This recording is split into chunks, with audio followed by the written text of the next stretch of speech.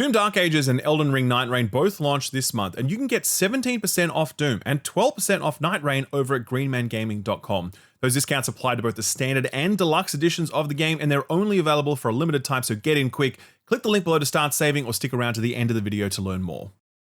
Gamers, I can scarcely recall a more stacked news week than this, and wouldn't you know it, basically all the news that mattered dropped just minutes or hours after last week's show went live. We always joke about it, but I genuinely believe that the Xbox comms team are watching, and when this show goes live, their team's chat lights up, and they're like, okay, send it, publish now, we're good to go. I'm talking, of course, about the announcement from the company that made $94 billion in profit last year, that they simply must increase the price of basically all of their video game stuff. And to be fair, who could blame them? $94 billion?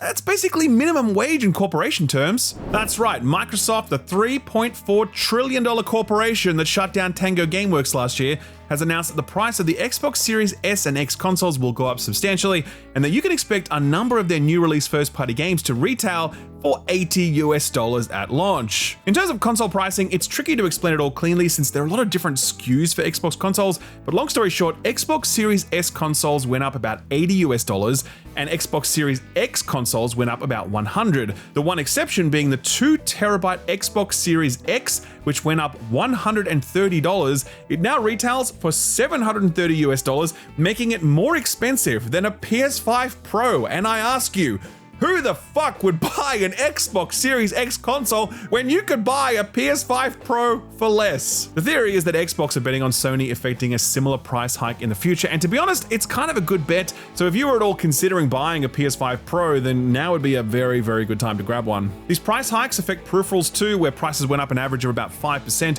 The new price points are being rolled out globally, unlike the recent Sony price hikes that were targeting Europe and the ANZ region.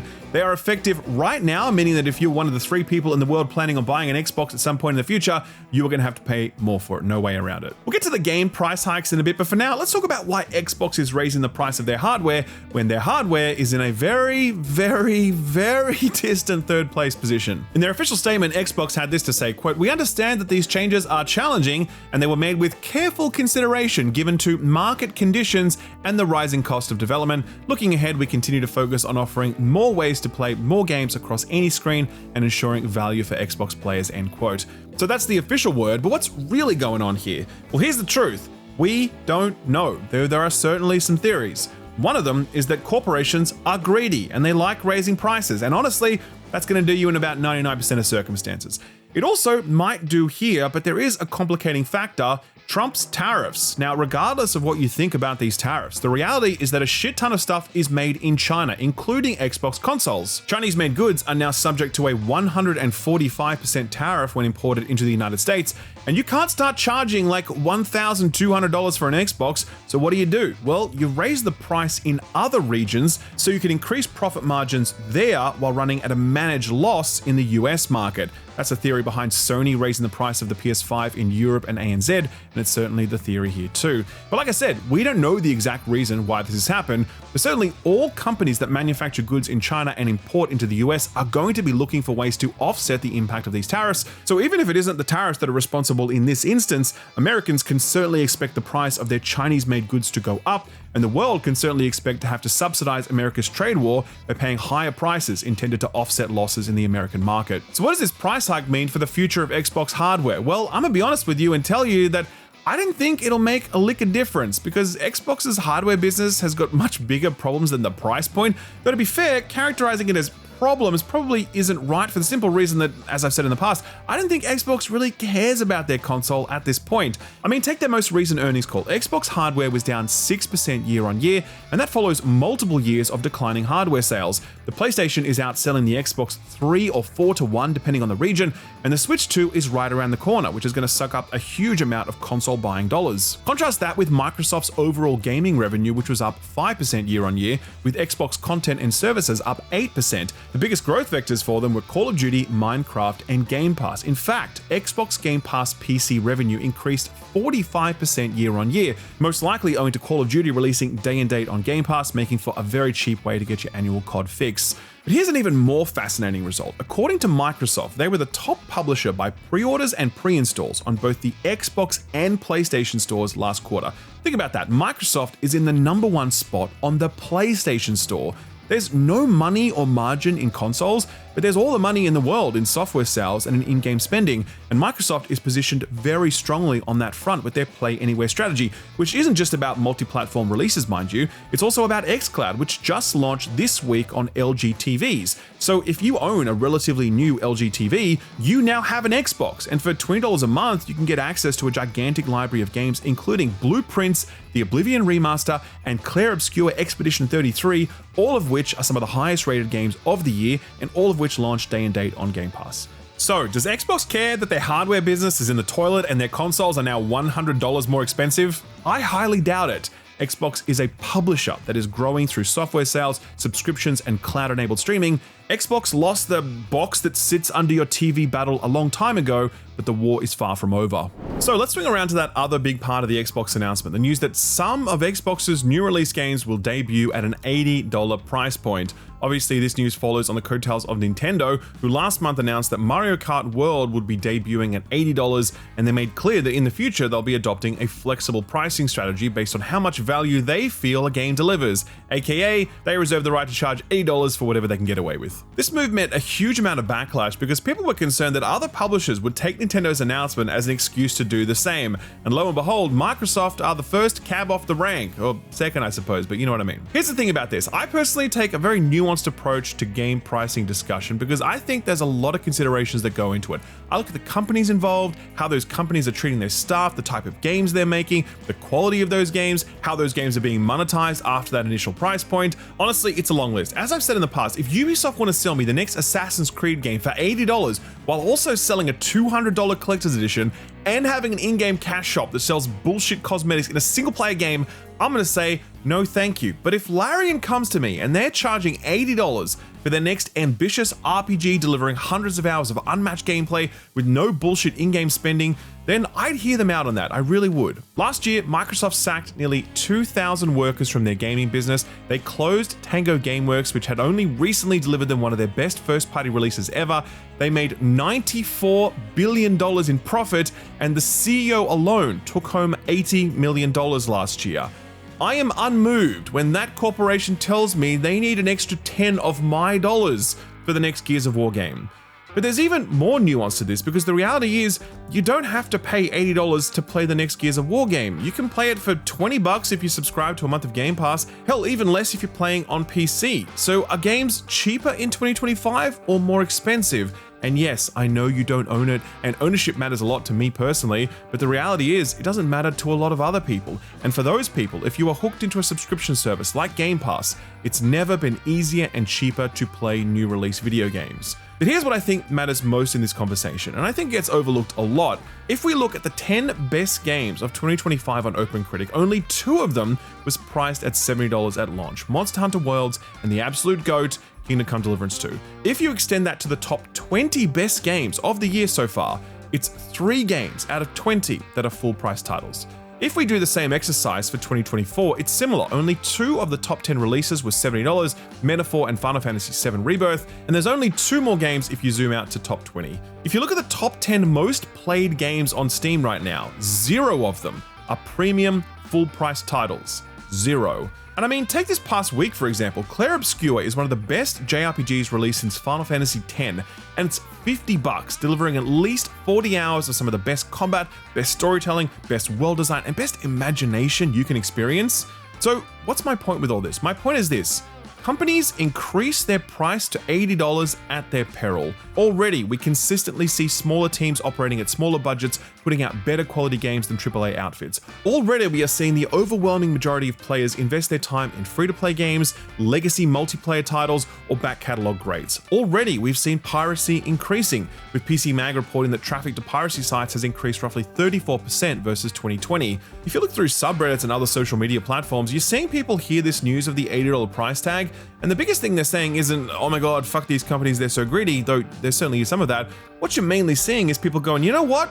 I don't want to pay that. And with how many good, cheaper alternatives there are from either AA or indie teams, and with how much back catalog exists, companies are really playing with fire with these price hikes, especially at the moment when there's so much economic turmoil, putting a hard cap on what people can spend on video games. And that is kind of a neat segue into the other big news item this week, because Lord knows this game certainly isn't going to be selling for any less than $80. Grand Theft Auto 6 has been delayed. Oh wow, shock horror. Bet you haven't heard that from a million other places this week already. I had friends who don't even play video games message me about this minutes after the news broke. That is how big a GTA 6 delay announcement is. Even the people who don't have any intention of playing it are still interested. But just in case you did miss it, here are the details. GTA 6 was previously announced for a 2025 release, a window that was confirmed again and again by Take-Two leadership whenever they were questioned on it. At the time, general industry chatter was that the date was never going to happen, and I personally heard from 2 secondhand sources that the 2025 window was looking increasingly unlikely.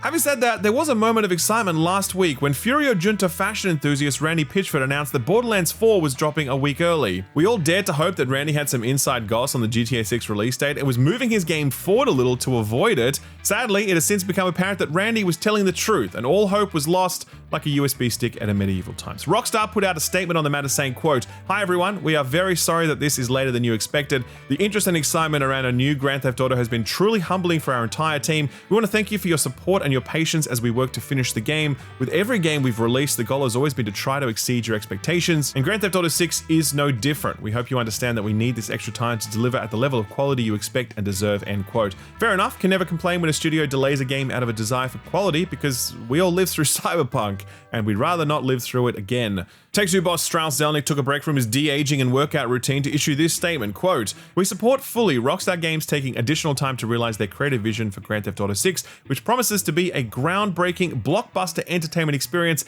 that exceeds audiences' expectations. While we take the movement of our title seriously and appreciate the vast and deep global anticipation for Grand Theft Auto 6, we remain steadfast in our commitment to excellence as we continue to release our phenomenal pipeline. We expect to deliver a multi-year period of growth in our business and enhance value for our shareholders," end quote. Unmoved by his spin, Take-Two shares fell nearly 10% on the announcement, but I'm sure they'll recover when everyone remembers that GTA 6 is still coming and it's still going to print more money than a mint. Interestingly, industry insider Jason Schreier weighed in on the delay, and he had a pretty positive spin on it, saying, quote, "Nobody I've talked to at Rockstar has believed fall 2025 was a real window for a very long time now. Too much work, not enough time, and what appears to be a real desire from management to avoid brutal crunch. GTA 6 slipping to 2026 has seemed inevitable for months, if not longer," end quote. You might recall that Rockstar had one of the most brutal crunch cultures in all of video games, to the point where a number of wives of Rockstar employees banded together to pen an open letter decrying the soul-destroying, health-destroying, marriage-destroying crunch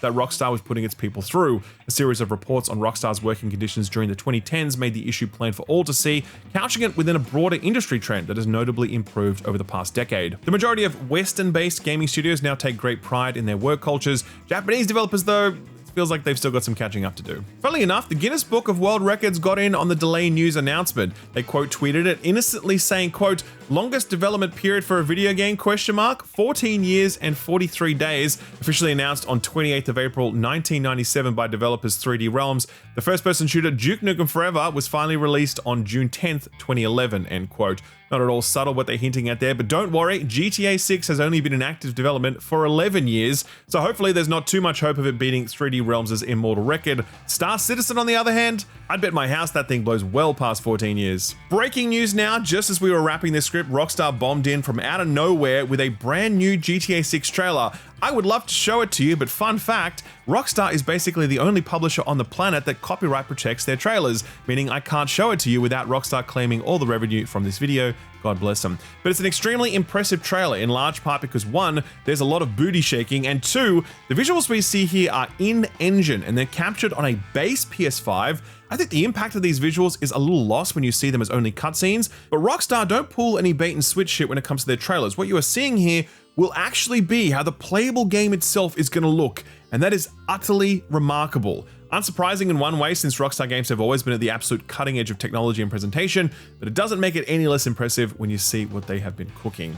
A Accompanying the trailer, Rockstar also put out a handy info page about the game, revealing detail about characters, story, and setting. Quote, Jason and Lucia have always known the deck is stacked against them, but when an easy score goes wrong, they find themselves on the darkest side of the sunniest place in America, in the middle of a criminal conspiracy stretching across the state of Leonida, forced to rely on each other more than ever if they want to make it out alive, end quote. Jason is a military vet who now runs drugs out of the Keys, where Lucia appears to be a family-bound brawler who did a stint in prison before some lucky happenstance saw her released. The website has a bunch more information about other characters and their backstories, and not for nothing, but it's basically the most impressive looking website I've ever clicked on, so it's worth checking it out just for the presentation.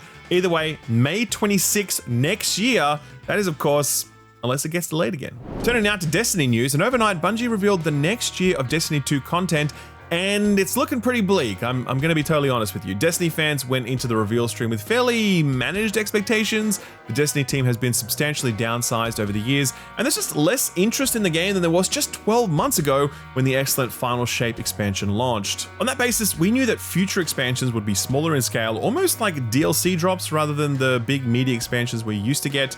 That certainly seems to be the case, since Bungie announced not one, but 4 expansions overnight, all of them releasing over the next 12 months, so I guess we're just calling seasons expansions at this point. I don't know. We only got detail on the first expansion, which is titled Edge of Fate. It arrives on July 15th and it focuses on some deep Destiny lore involving the Nine. It delivers a new destination, some new enemy units, some overhauls to UI. It's a far more iterative package than we're used to seeing from a Destiny expansion, and honestly, that wasn't a very high bar to clear in the first place. I get the feeling that there isn't going to be much here to welcome in new players or even welcome back lapsed players, but if you're still ride or die with Destiny, then I guess this one's for you. The other expansion we got a little bit of info on is titled Renegades. Take a look at the trailer and tell me if you can guess what this might be inspired by.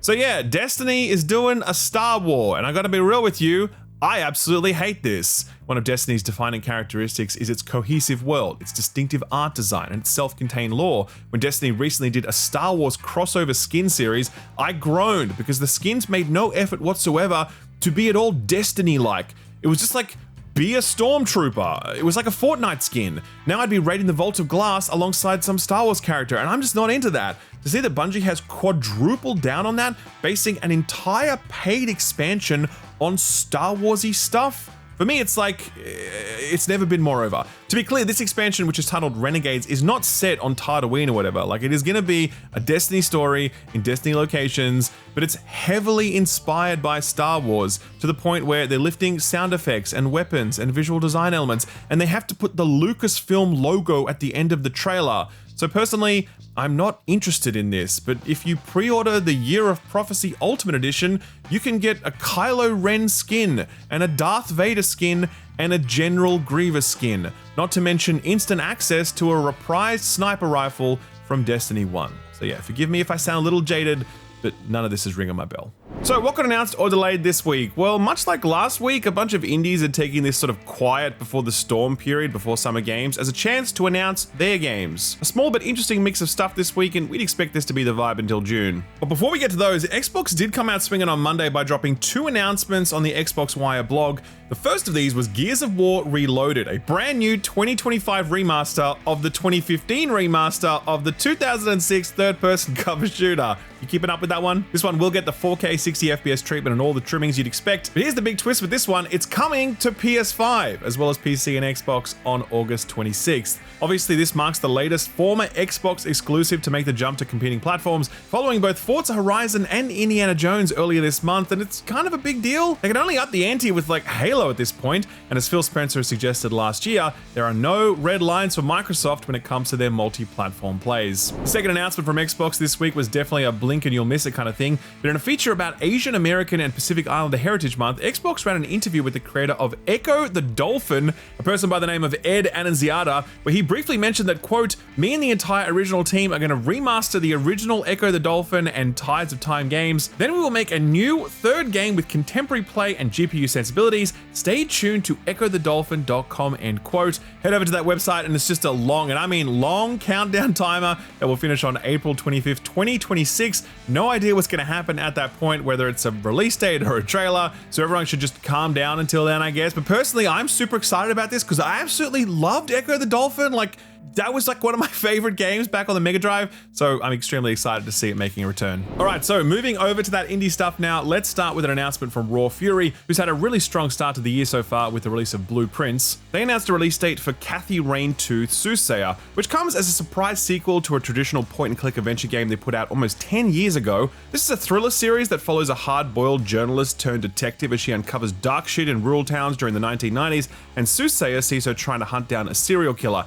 It has coincidentally been a very big year, big month even, for old school adventure games between this, Old Skies, and Rosewater, which we've mentioned before, and it's been received really well. So congrats to all the middle-aged gamers still keeping this genre alive and well. This one comes out on May 20th for PC only. If you like your hard-boiled detective games with anthropomorphic animals rather than humans, and there are more than a few out there, believe it or not, then here's another one that might interest you. This one's called The Shadow Syndicate, and it comes from a new studio in Brazil. It's a noir detective game set in 1930s Brooklyn that features more Max Payne than Cathy Rain. Lots of bullet time gunplay along with some stealth and supernatural powers to go with it. Not a lot to go off yet, but hey, any game that lets you dive in slow-mo and shoot baddies has my attention. Planned for PC and all consoles, but no date yet. If you're someone who prefers to play the bad guy and you're hurting over the delay of GTA 6, then let me offer you the consolation prize of a newly announced game where you play a 3-time criminal offender. It's called Turnip Boy Steals the Mail. Naturally, if you're a crime game aficionado, you'd already be aware of Turnip Boy's other adventures, including Turnip Boy Robs a Bank and Turnip Boy Commits Tax Evasion.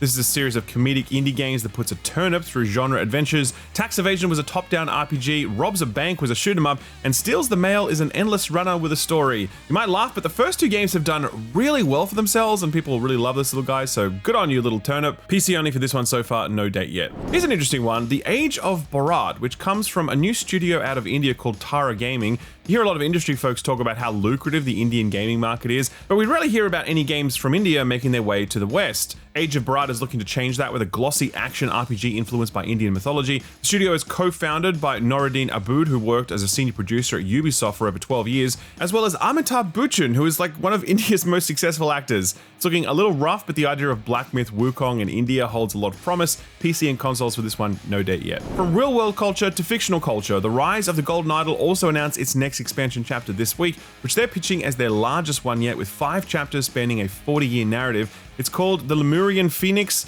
and it involves a murder cult. I've been told really great things about this game and its last expansion, which certainly sets a high bar for this one. It comes out on May 13th for all platforms, including mobile, but the mobile version is exclusive to Netflix subscribers. Flipping through a couple of release dates now, we've got even more detective action this week with the release of Duck Detective: The Ghost of Glamping. The series very much mimics the formula that Golden Idol popularized, only in a comedy setting starring a hard-boiled duck PI. The last one was short and sweet, but people seem to love it. The sequel comes out on May 22nd for all platforms.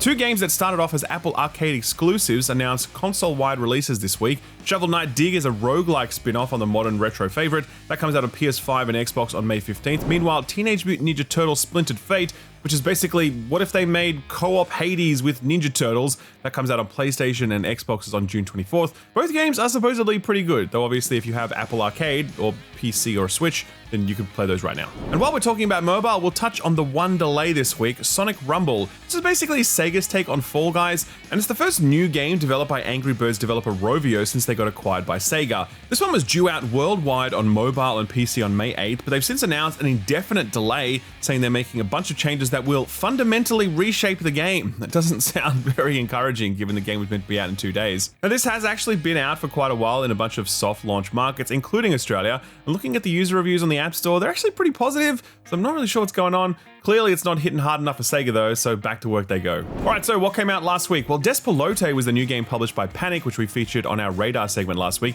A first-person slice-of-life game about a soccer-obsessed kid living in Ecuador. This one has landed extremely well with critics. They've given it a mighty 84 on OpenCritic. Eurogamer was one of the outlets that gave it 5 out of 5. They said, quote, "For such an ostensibly small game, there's such bigness to Despelote. On the surface, it's a game about football, its humble joys and seemingly unstoppable knack for rendering whole nations enraptured. Beneath that surface, however, is something more inward-facing, a reflective game about its creators and the act of creating, and the act of remembering too, this game being one about their own half-imagined memories. The result is special, something personal and universal all at once," end quote. Ed also wrote up a review for this one over on the Patreon. You can go read that now for free, no sign up required. Here's what he had to say, quote, "So effective is Despelote in continuing to ground you in a distinct lived experience throughout its 2-hour runtime. By the end of it, you might find yourself yearning for those evocative memories as if they were your own. It's sharp and remarkable, a beautiful and poetic dream of a work," end quote. Taking a hard left turn now to look at Shotgun Cop Man, a game from Devolver Digital and the folks who made My Friend Pedro.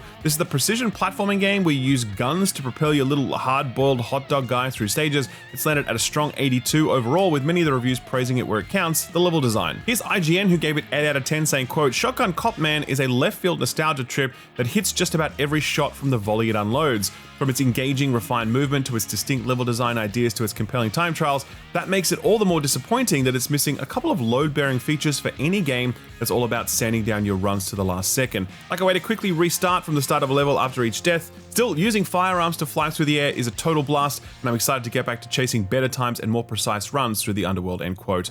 Moving on to Free Ride, which is that retro PS1-looking RPG with psychic powers disguised as a personality test. Not a lot of reviews for this one, unfortunately, but we did read one from Noisy Pixel, who gave it 7.5 out of 10 and said, quote, "While I don't think it's entirely successful in what it sets out to do, once it hits its stride, it really gets going. The narrative doesn't quite land at times, but it's emotionally resonant and it got me really hooked by the end, despite any misgivings I had about it. It's just a pure, fun, entertaining ride through and through, which sometimes is all a story needs to be," end quote. Steam reviews for that one are mostly positive so far, the caveat being that there's only 64 of them at the time of writing. Take a closer look at those if you're at all interested. Alright, so what's coming out this week? Similar vibes to last week, a small handful of promising looking indies, with Thursday, May 8th being the big day. We'll kick things off with Revenge of the Savage Planet, which is the sequel to Journey to the Savage Planet, if you remember playing that one back in the day. This is a comedic third-person shooter about being abandoned by your corporate overlords on a hostile planet and fighting to survive so you can eventually enact revenge. It's got a big focus on shooting and exploration and cataloging weird flora and fauna. If you thought No Man's Sky needed more gratuitous cartoon violence and in-your-face jokes, then maybe this is for you. I played the original and I quite liked it, but I don't remember thinking that it really needed a sequel. And this one kind of just looks like more, but in a different perspective. Austin also checked this one out and he didn't fall in love with it, but if you want to check it out for yourself, it's arriving today for all platforms bar Switch. Next up is something quiet in tone, Spirit of the North 2, which also comes to all platforms bar Switch. This is a sequel to a serene adventure exploration game where you play as a fox in an ancient world. The game didn't hit that well with critics, but it seems to have still found an audience looking for that chilled exploration experience, or perhaps they were just starved for fox-themed adventure games, you never know. Here's another game in a similar genre, but looks completely different, The Midnight Walk. It's a kind of twisted, dark fairy tale-like adventure from the developers who made Lost in Random for EA all those years ago. Just look at this thing. Apparently it's all animated with real clay figures in stop motion style, which is absolutely creepy and terrifying. It's coming to PS5 and PC, and there's also the option to play entirely in VR. But yeah, no, I'll pass on that. Thank you very much. This shit looks too scary. Last one for May 8th is Yes, Your Grace Snowfall for PC. This is a sequel to the management RPG where you basically took the role of a king who managed his kingdom by sitting on a throne and saying yay or nay to the requests of the peasantry and landed interests. Actually, it's a bit more involved than that, and especially so in the sequel, which looks to be a lot darker and give you more things to worry about. Some beautiful pixel art in here too. Finally, moving over to next week, we got the release of The Precinct, which is a top-down open world game where you play a rookie cop in the 80s, climbing up the ladder in a gang-filled city. Imagine if the old GTA games never evolved and they eventually made you play a cop, and that's kind of what this feels like, and it looks pretty good. It's got shootouts, car chases, and even manhunts and helicopters. Definitely curious to see how this one turns out next week. And that's all for this week's new releases, if you can believe it. Next week, we've got Doom Dark Ages and that new Star Wars Outlaws expansion coming. If none of those games catch your eye, then I guess be happy for the chance to catch up on your backlog. But while you're still here, put this on your radar. In a galaxy teeming with giant monsters and mecha, Earthkin must now fight to save the stars from an interdimensional threat. This is Battlesuit Aces, and it's one of the many cool demos we played as part of Ludo Narracon this past weekend, a festival celebrating narrative-heavy indie games, and it's put on by Aussie publisher Fellow Traveller. If you grew up with 1980s anime like Macross and Gundam, you'll probably be heavily invested in this art style. The game tries to translate that mech and space combat genre into a video game form, but it doesn't take the obvious route of making it a shoot-'em-up. Instead, it tries to focus hard on the adventure and character stories, while abstracting the combat and strategy elements into a roguelike deck builder with 5v5 combat. You only get a glimpse of this in the demo, but it tries to go hard on factions and relationships to go deep on the branching narrative paths you can take, hence it appearing in a festival like Ludo Naricon. This one comes from the studio that did Battle Chef Brigade, which was a very well-received genre mashup of cooking puzzles and action games, though the 1980s sci-fi anime thing is definitely more up my alley. The studio behind Among Us also funded this one as part of their Outer Sloth development fund, so there's a lot of trust behind this one. No release date for this one yet, sadly, but if you like the look of it, you can wishlist it over on our Steam Curator page, which also has links to all of the other Put This on Your Radar stuff I've recently covered. I'll leave a link to all of that below the like button. Sort of free stuff time now, and speaking of space battles, over on the Epic Games Store, you still have time to grab Super Space Club, aka lo-fi beats to shoot space invaders with, and if you were lucky, you could have caught LEGO Star Wars The Skywalker Saga, which popped up as a short-lived freebie for May 4th. Next week though, we're getting two games. One is Dead Time Defenders, a side-scrolling beat-em-up looter shooter, as well as Touch Type Tale, a cool little RTS game where you basically have to control and build everything by typing shit. Not nearly enough typing games if you ask me, though nothing beats Sega's Typing of the Dead, except for maybe Mavis Beacon, God bless her. Prime Gaming has also come through this week announcing their slate for the month, and I won't lie, it delivers once again. Right now you can grab gold codes for Star Wars Galactic Battleground Saga, LEGO Star Wars The Complete Saga, Styx Master of Shadows, and Hypnospace Outlaw. Highly recommend that last one, it's the king of fake internet adventure games. You can also grab a Microsoft Store code for the excellent Wolfenstein 2 The New Colossus, meaning it'll give you access on both Xbox and PC, and also an Epic Games Store code for Amnesia Rebirth. A few more goodies to come later this month, but we'll check in on those as they unlock. Our feel-good story for the week relates to a little game releasing this week that we referred to earlier in the show, Revenge of the Savage Planet. Hey, you guys remember Phil Harrison? If you answered yes, then I'm sorry to hear that. We're all trying to move on from him. But if you are one of the lucky ones that hasn't heard of this guy, he was in pole position for the launch of the PS3, and then for the launch of the Xbox One, and then he headed up the launch of Google Stadia, one of the worst tech launches in modern history alongside those AI pins. When Stadia was still a thing, Harrison went on a bit of a buying spree, snapping up studios to make exclusive games for Stadia. One of the studios they bought was Typhoon, who were just about to ship a game called Journey to the Savage Planet. The studio shipped that and then prepared to work on the sequel, but then suddenly the axe fell and the studio was closed when Google's interest in small first-party exclusives vanished like a fart in the wind. The developers at Typhoon didn't take this lying down. They quickly reformed their studio under a new label, Raccoon Logic. They managed to get the rights back to Journey of the Savage Planet, and they quickly decided on the story set up for their next game. Quote, "In a future knocked off its axis by corporate greed and stupidity, you have been made redundant and abandoned at the far edge of space with little gear and no safety net," end quote. Real subtle right there. It gets better though. As spotted by VGC, the team invested in a real-life billboard appearing in San Francisco's Union Square. It depicts a large-headed, bald man, and the caption reads, "Has a Harrison fired you lately? You might be eligible for some emotional support."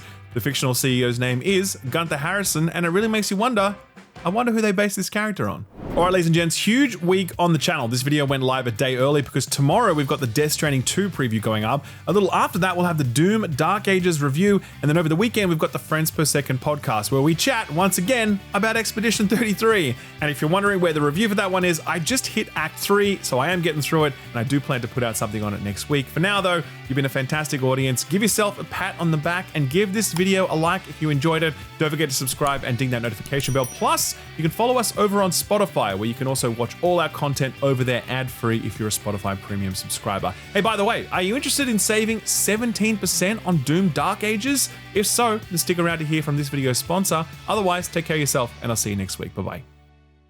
Right now, we're just days or weeks away from some of the biggest releases of the year. Doom Dark Ages is right around the corner, and at the end of the month, Elden Ring Night Rain drops. You might be looking forward to these, but maybe there's something stopping your hype in its tracks, and it's the price tags. New release games ain't cheap, especially these days. So what if I told you you could get 17% off Doom Dark Ages and 12% off Night Rain? Well, you can thanks to this video's sponsor, Green Man Gaming. You may be wondering, what's the catch? Well, the truth is there is no catch. Green Man Gaming are one of the most established and most respected PC gaming retailers because they always offer excellent prices on PC titles, and they're not a grey market key reseller. Every single key they sell has been sourced directly from the publisher themselves, so there's no scammy stolen keys that end up getting cancelled weeks or months after you bought them. It's 100% legit, all the money goes directly to the publisher, and all the savings go directly to you. For many years now, Green Man Gaming has been one of the best places to pick up new release PC games because they're just cheaper almost every time. It's the same Steam key you'd buy from Valve. You plug it straight into Steam and it appears in your Steam library. It's just, 10, 12, 17% cheaper or more when you buy from Green Man Gaming. Over 6 million gamers gamers have purchased from Green Man Gaming over the years. That's a lot of happy customers who have saved a lot of dosh thanks to Green Man Gaming savings. Doom Dark Ages is easily one of the biggest games releasing this year, and don't forget that the Deluxe Edition will let you play a few days early. So if you want to play early and you want to get a 17% discount on it, or you want to get 12% off Elden Ring Night Rain, you can do so by clicking the link below. Do make sure to click that link so the discount can be applied to the listing. Don't forget to check out the rest of GMG's expansive catalog while you're there. Thanks Green Man Gaming for sponsoring the video, and thank you for watching it.